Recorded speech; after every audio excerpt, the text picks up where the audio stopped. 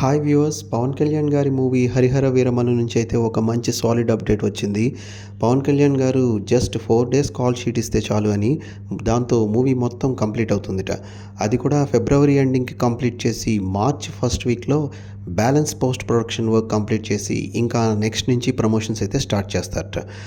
ఇది పవన్ కళ్యాణ్ గారు చేస్తున్న first pan Indian film and deputy CM అయిన తర్వాత ఆయన నుంచి వస్తున్న ఫస్ట్ మూవీ అవడంతో ఇటు నార్మల్ ఆడియన్స్ అండ్ ఫ్యాన్స్‌లోనూ అయితే క్యూరియాసిటీ అయితే ఉంది. బట్ కొంతమంది ఫ్యాన్స్ అయితే హైప్ లేదు అని చెప్పి కొంచెం నిరుత్సాహపడుతున్నారు.